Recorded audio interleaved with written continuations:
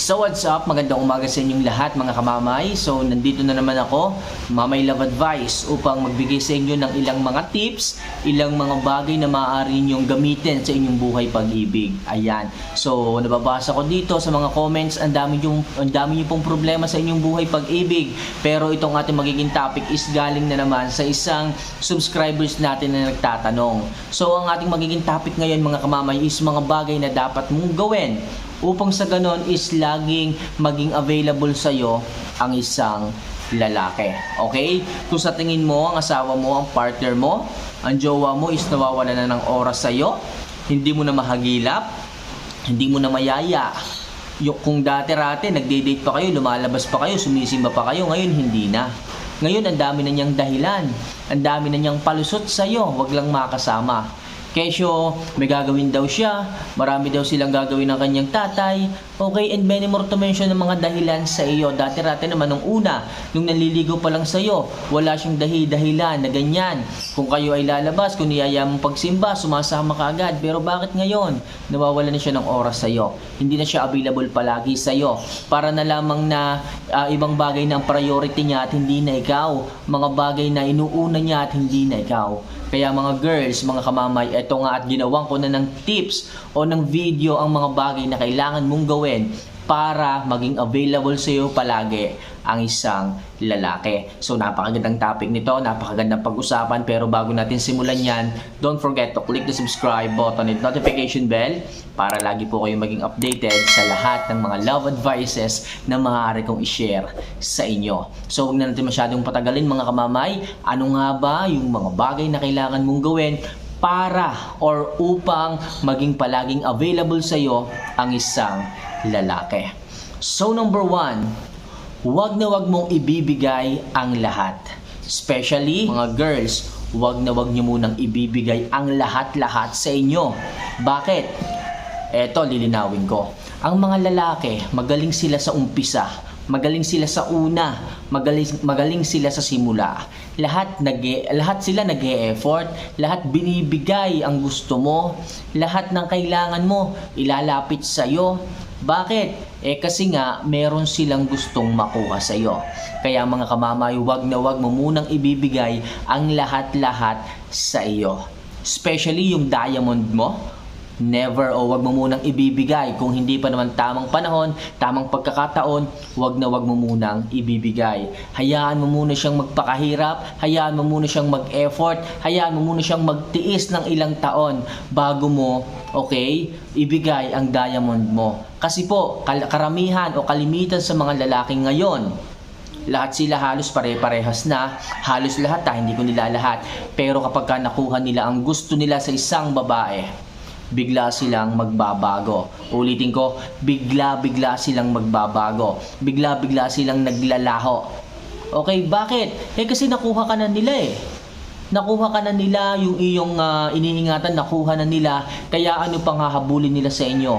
Kaya yung iba nanlalamig, yung iba bigla na lang makikipag-break sa inyo dahil yun lang pala ang habol sa inyo. Kaya mga girls, sinasabi ko sa inyo, oras po magiging basihan para masabi mong totoong pagmamahal ang ipinapakita sa iyo ng isang lalaki. Paano ko nasabing oras ang dahilan o ang basihan?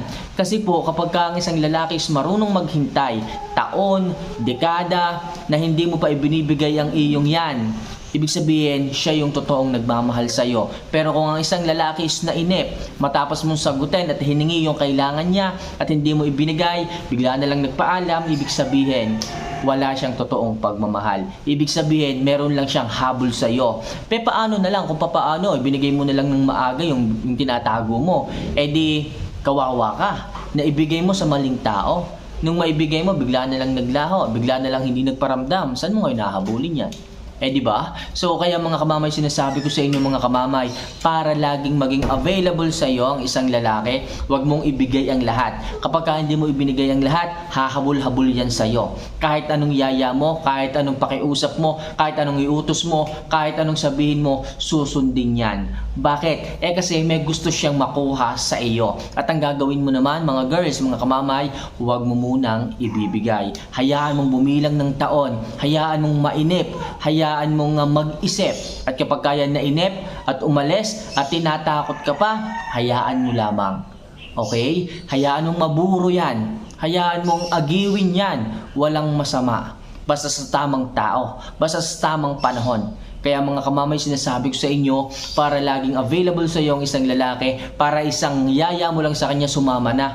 Huwag mong ibigay ang lahat. Kasi kapag ibinigay mo ang lahat, maluluma yan, magiging easy na lang sa kanya, at hanggang sa mawala na siya ng gana sa iyo.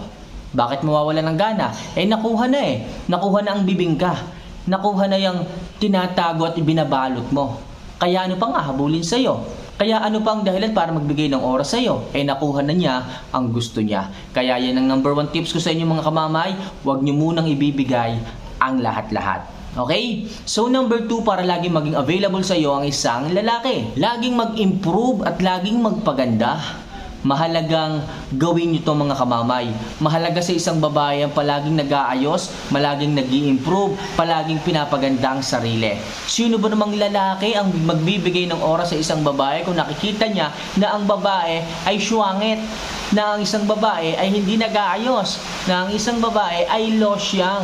Diba? Ang sarap magbigay sa isang babae kung nakikita ng isang lalaki na siya ay fresh na fresh palagi, na siya ay nag-aayos palagi, na siya ay mukhang bata palagi, na siya ay maliwalas tingnan ang mukha palagi.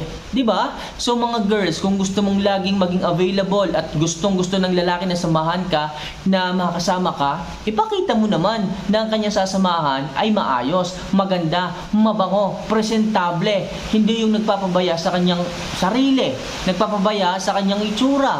Diba? So mga girls, kung gusto mo palaging maging available sa iyo ang isang lalaki, ayusin mo ang sarili mo. Okay? So number 3, para maging available palagi sa iyo ang isang lalaki, iwasan mong maging toxic sa kanya. Karamihan sa mga babae, sama ng ugali, sinisigawan palagi ang lalaki. Okay, palagi niyang minumura ang lalaki kahit nasa harap ng maraming tao. Sa madaling sabi, toxic ka sa kanya. Sino bang gugustuhin na ang isang babaeng kanyang sasamahan ay pinagmumura siya sa harapan ng maraming tao? Kapag nagtampo siya, sinisigawan. Diba? Toxic. Masama ang ugali mo. Kaya mga girls, kung gusto mo na palaging maging available sa iyo ang isang lalaki, ipakita mo na maayos kang kasama. Ipakita mo na masarap kang kasama at enjoyful kang kasama. Hindi yung nakikita ka pa lang ng lalaki, nasisira na yung araw niya. Diba? Malalaman pa lang ng lalaki na yayayain mo siya, toxic ka naman pala. Okay, pangit ka palang kabanding. So, paano ka gugustuhin ng isang lalaking makasama? Maging available siya sa iyo kung toxic ka sa kanyang buhay, kung toxic ka sa kanyang mga mata. Kaya mga girls, sinasabi ko sa inyo, gumawa kayo ng mga unforgettable moments na masaya magkasama. Huwag puro katoksika ng inyong pairalin. Huwag puro galit. Huwag puro tampo. Huwag puro paninigaw. Huwag puro panghihiya sa ibang tao ang gawin mo sa isang lalaki. So, matatandaan niyo ng isang lalaki at palagi niya yung maiisip. Kaya mga girls, huwag kayong maging toxic sa isang relasyon. Huwag kayong maging toxic sa isipan ng isang lalaki para kayo ay laging paglaanan nila ng oras. Okay? So ano pa ba ang mga bagay na kailangan mong gawin upang sa ganon ay maging available palagi sa iyong isang lalaki? Huwag palaging available sa kanya.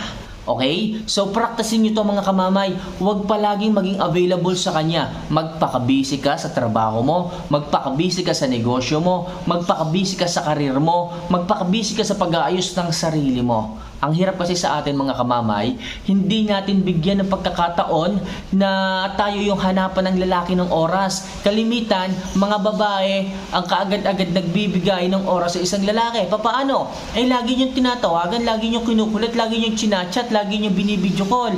Paano maiisip ng isang lalaki na magbigay ng oras sa inyo kung naiisip niya na nandiyan kayo para sa kanya? Diba? So kailangan nyo sanayin yung sarili nyo na maghintay. Kailangan nyo sanayin yung sarili nyo na okay, wag maging available palagi sa lalaki para maisip ng lalaki okay, yung halaga mo, para i-message ka niya, para tawagan ka niya, para i-video call ka niya, kasi nagtataka siya kung bakit hindi ka na nangungulit. Kasi magtataka siya kung bakit hindi ka na tumatawag. Sa ganyang pagkakataon, mamimiss ka ng isang lalaki at tatawagan ka. Okay, tatawagan ka, i-chat ka, tatanungin at magtataka siya kung bakit bigla kang nagbago. So magkakaroon ngayon ng maraming oras sa iyo ang isang lalaki para isipin at palagi siyang magiging available sa iyo kasi wala kang masyadong oras. At hahanapan ka niya ng oras kasi mahirap ka nang hanapan ng oras. So yun lang mga kamamay ang ating munting topic ngayon. Sana kahit paano makatulong ang simpleng video ito sa ating mga subscribers and viewers, especially sa ating mga kababaihan na hindi bigyan at laanan ng available time ng kanilang mga partners. Okay? So mga kamamay, if ever na nagustuhan nyo yung ganitong klase ng video, don't forget to click the subscribe button and notification bell para lagi po kayong maging updated sa lahat ng mga love advice na maaari kong i-share sa inyo. Once again, this is Mamay Love Advice. See you for our next vlog. Paalam.